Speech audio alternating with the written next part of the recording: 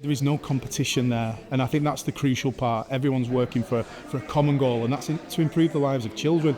And I think, in my opinion, there's no higher calling than that, to improve the lives of children.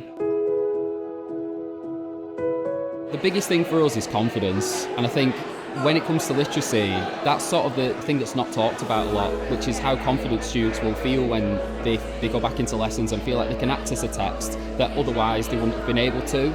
And it kind of really pulls on your heartstrings when you think about those students who are sitting in lesson, not able to access texts, letting it go over their head and leaving the lesson feeling unsuccessful. At the beginning of the project, when we were talking about 25% of the children not being secondary ready, you know, it's heartbreaking really. You had these children in your school for 7 years and they're not ready to access secondary school. One of the courses that was done was with the primary and the secondaries, and we got together, and that was really, really interesting to see what we expect of our children, what the secondary schools expect. Some of the CPD that's been offered to both groups has been incredibly, it's been exceptional actually. The difference, particularly with the inclusion group, has been eye-opening. And I think in a day and age where sometimes I think really good quality training is quite hard to come by, to get that level of feedback en masse from the people who attend the sessions is incredibly positive. Being able to have the funding has allowed us to buy resources for the children. They wanted to look at how graphic novels could raise reading for pleasure and fluency. So the money from the Right to Succeed allowed us to get graphic novels for each class, and we put them into class libraries. The interest that sparked, and a lot of our reluctant readers were really on board with it.